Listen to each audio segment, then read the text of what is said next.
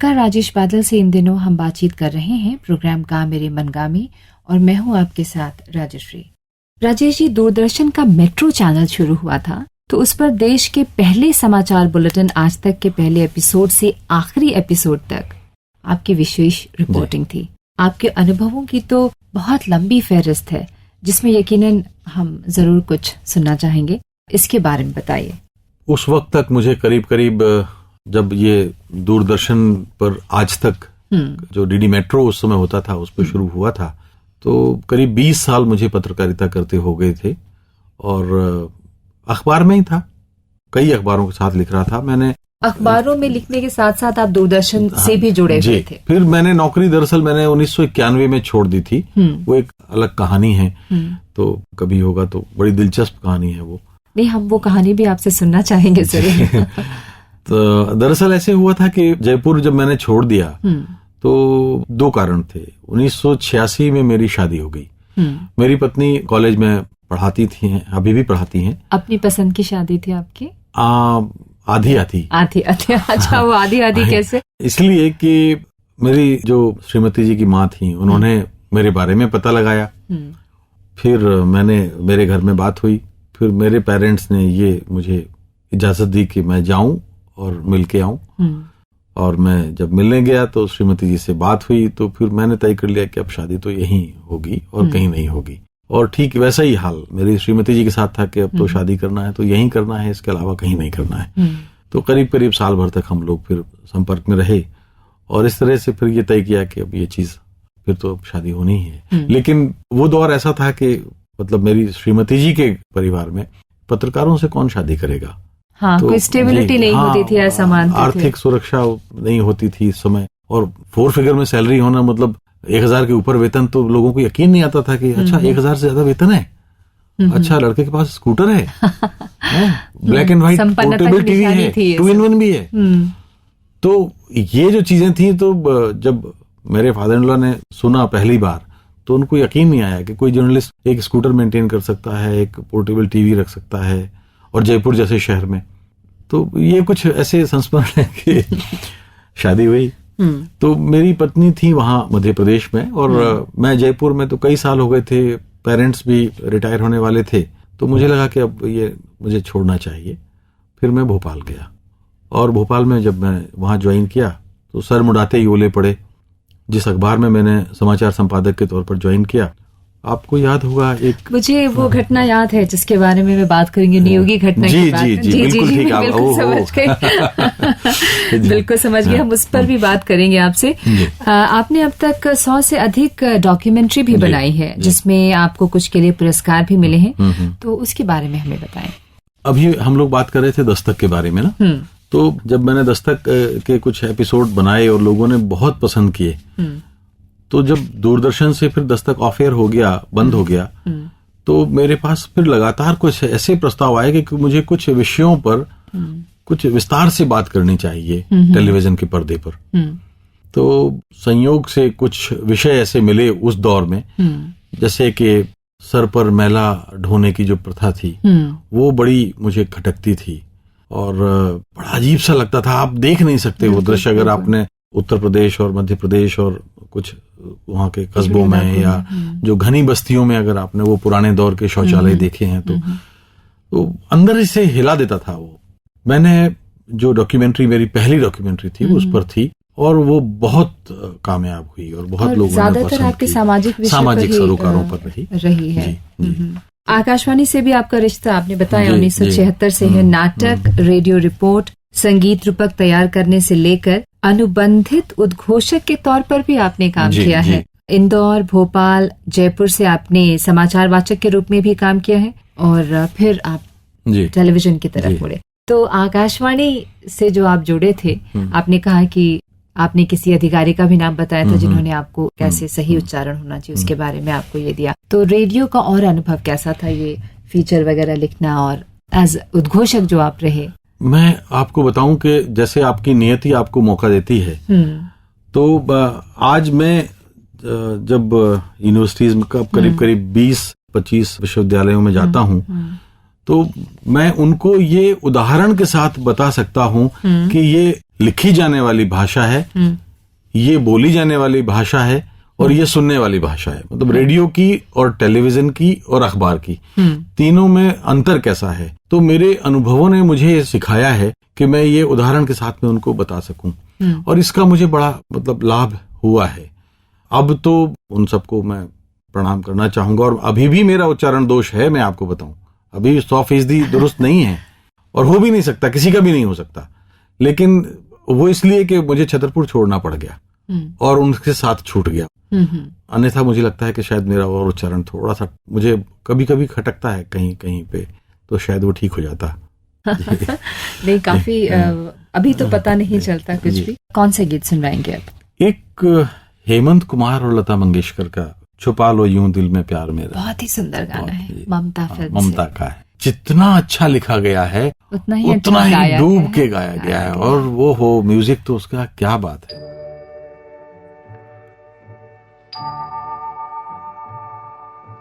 छुपा लो यूं दिल में प्यार मेरा, कि जैसे मंदिर में लो दिए की। छुपा लो यूं दिल में प्यार मेरा, कि जैसे मंदिर में लो दिए की। तुम अपने चरणों में रख लो मुझको, तुम्हारे चरणों का फूल हूँ मैं सर झुकाए खड़ी हूँ प्रीतम, मैं सर झुकाए खड़ी हूँ प्रीतम, के जैसे मंदिर में लो दिए की। छुपा लो यूं दिल में प्यार मेरा, के जैसे मंदिर में लो दिए की।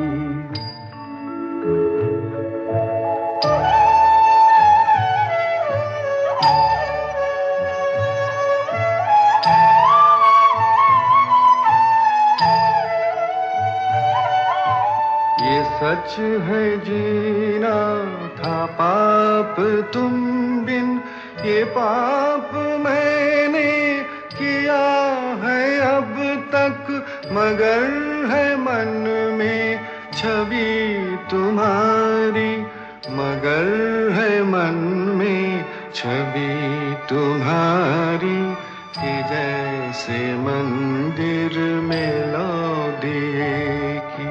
छुपा लो यूं दिल में प्यार मेरा, कि जैसे मंदिर में लो दिए की।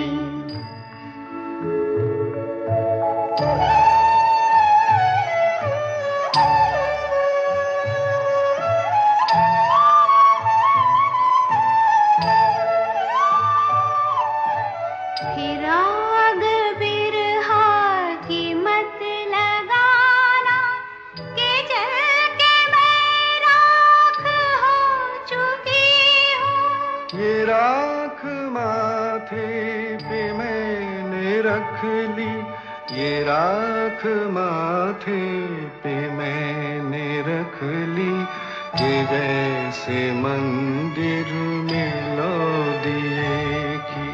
छुपा लो यूं दिल में प्यार मेरा, कि जैसे मंदिर में लो दिए। राजेश जी, लोगों का ये भी मानना है कि प्रिंट माध्यम में पारंगत और परिपक्व व्यक्तित्व टेलीविजन के माध्यम में सफल हो सकता है। कुछ लोग अलग राय रखते हैं। लोगों का ये भी कहना है कि प्रिंट माध्यम में जो पारंगत और परिपक्व व्यक्ति होते हैं वो टेलीविजन के माध्यम में उतने सफल नहीं हो पाते। कुछ लोग अलग राय रखते हैं, आप क्या मानते हैं? मेरा मानना यह है कि देखिए, जब टेलीविजन इस देश में आया, और ठीक है वैसे आया तो 1959 में था, लेकिन ठीक ठाक सी शुरुआत तो 80 के दशक में हुई। मेरा मानना यह है कि अगर आपका प्रिंट का बैकग्राउंड है तो आप टेलीविजन में ज्यादा कामयाब होंगे। इसलिए नहीं कि मैं खुद भी प्रिंट के बैकग्राउंड से हूं, बल्कि आप अगर देखेंगे तो इस समय टेलीविजन के जितने भी जाने माने चेहरे हैं जो अच्छा काम कर रहे हैं, वो सारे के सारे प्रिंट से आए थे। अपवाद तो हर जगह होते हैं, लेकिन मेरा मानना है कि प्रिंट का बैकग्राउंड बहुत जरूरी है। प्रिंट आपको पढ़ना लिखना सिखाता है, शब्दों का संस्कार सिखाता है, शब्दों के साथ खेलना सिखाता है, और अगर आपके पास शब्द नहीं है तो आप टेलीविजन में कामयाब नहीं है। प्रिंट मीडिया का भी आपका तो प्रगाढ़ अनुभव है, कहाँ रहे, कैसा रहा, क्या अंतर महसूस किया आपने? देखिए, मैंने आपको बताया था कि लिखने का तो और पत्रकारिता की आदत तो लग गई थी किशोरावस्था में ही। नई दुनिया में रहा 5 साल तक, सहायक संपादक रहा मैं वहां। नई दुनिया के बाद करीब 6 साल तक मैं नवभारत टाइम्स में था। उसके बाद वो एक एपिसोड की वजह से मैंने प्रिंट में, ये मैंने ही तय किया था कि अब मैं किसी अखबार के साथ पूर्णकालिक काम नहीं करूंगा और अपना ही काम करूंगा। तो उसके बाद फिर मैंने फ्रीलांसर के तौर पे काम शुरू किया। तो संडे ऑब्जर्वर, रविवार, दिनमान, धर्मयुग, साप्ताहिक हिंदुस्तान, इंडिया टुडे, उस दौर की ये बड़ी जानी मानी पत्रिकाएं होती थी। तो सब में मैंने लिखा और हर विषय पर लिखा। तो खासतौर पे पॉलिटिकल और सोशल, सामाजिक विषयों पर। दूरदर्शन पर समाचार वाचक के रूप में तो आप रहे और बहुत नाम भी कमाया आपने। और किन किन विधाओं में आपने योगदान दिया वहां? दूरदर्शन खबरें तो मैंने पढ़ी, परिचर्चाओं का संचालन किया, चुनाव समीक्षाएं की। इसके बाद जयपुर में 3 कार्यक्रम में करता था। एक उपभोक्ता संरक्षण पर था, उसका नाम था, मेरा ख्याल है आईना था शायद उसका नाम। जी, आईना था। और एक और कार्यक्रम में करता था अपने शहर से। तो वो दोनों कार्यक्रम इतने लोकप्रिय थे, मैं आपको बताऊं कि हर एपिसोड में कोई ना कोई उपभोक्ता की समस्या उठाते थे या फिर शहर की समस्या उठाते थे, जो अपने शहर से में, और उस समस्या के दूर होने तक हम उसके पीछे पड़े रहते थे। तो मैं आपको बताऊं कि जयपुर जैसे शहर में इतनी लोकप्रियता मुझे मिली कि आज भी मैं सोचता हूं तो मैं सोचता हूं कि ये संभव था क्या। मेरे पास एक पुराना सा स्कूटर था और वो अक्सर खराब हो जाता था। तो जहां भी वो स्कूटर बंद हो जाए और बहुत देर तक किक लगाने से स्टार्ट नहीं हो रहा है, तो वहीं उसको मैं लॉक लगा के छोड़ देता था, फिर मैकेनिक जाके उठाता था। तो लोग गुजरते थे तो याद करते, ये वो जो दूरदर्शन में खबरें पढ़ते हैं उनका स्कूटर है। कभी मिल जाता, अरे आपका स्कूटर तो वहां खड़ा था। मुझे ऐसा लगता है कि अगर आप कुछ सोसाइटी के लिए करते हैं तो लोग आपको याद करते हैं, मिलता है।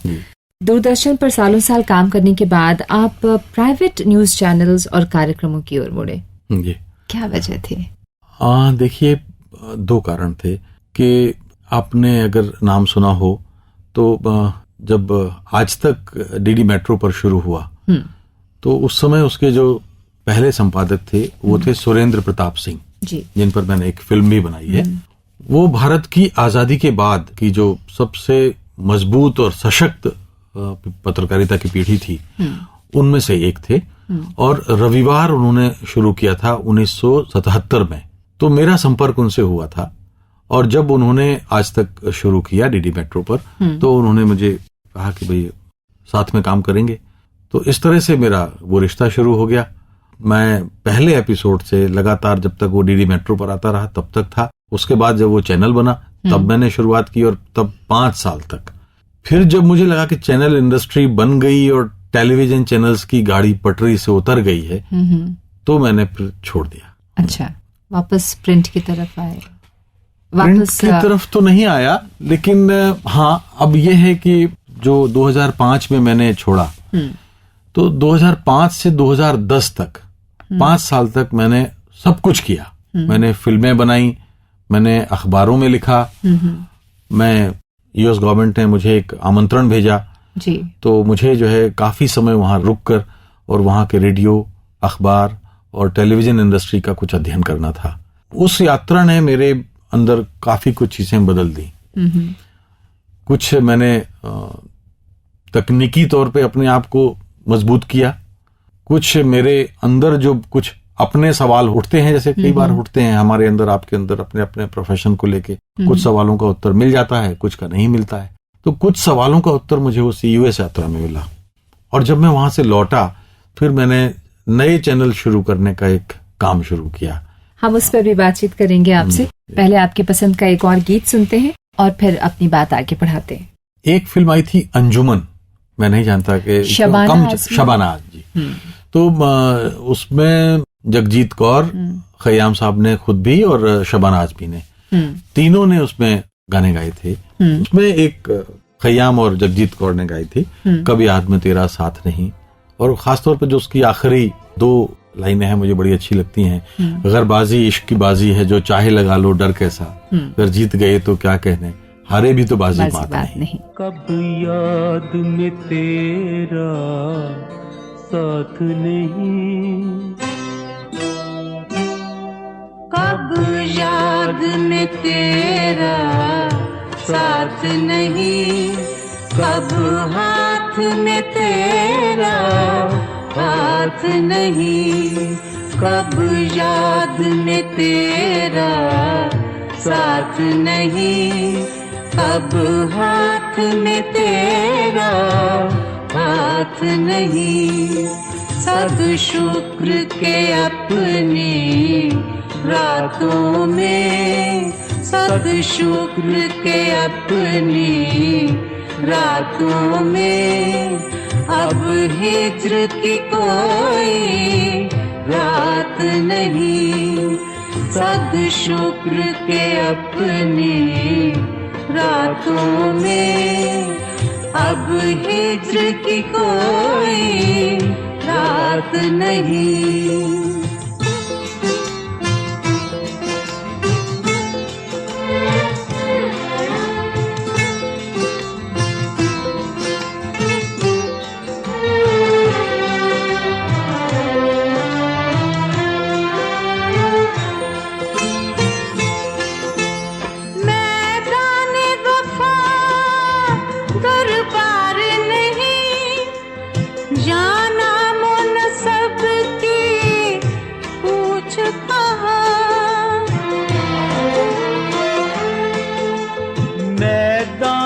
वफा दरबार नहीं, या नाम नसब की पूछ कहाँ। आशिक तो किसी का नाम नहीं, आशिक तो किसी का नाम नहीं, कुछ इश्क किसी की रात नहीं। आशिक तो किसी का नाम नहीं, कुछ इश्क किसी की रात नहीं। कब याद में तेरा साथ नहीं, कब हाथ में तेरा हाथ नहीं।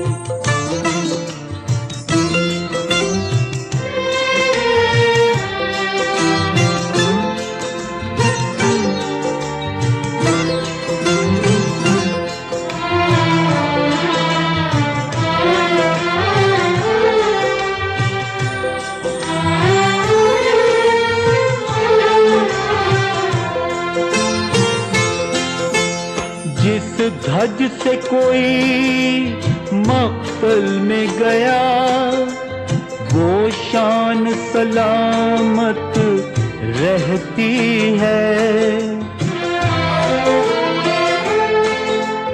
जिस धज से कोई मक्तल में गया, वो शान सलामत रहती है। ये जान तो आनी जानी है, ये जान तो आनी जानी है। इस जान की तो कोई बात नहीं, ये जान तो आनी जानी है। इस जान की तो कोई बात नहीं। कब याद में तेरा साथ नहीं, कब हाथ में तेरा हाथ नहीं।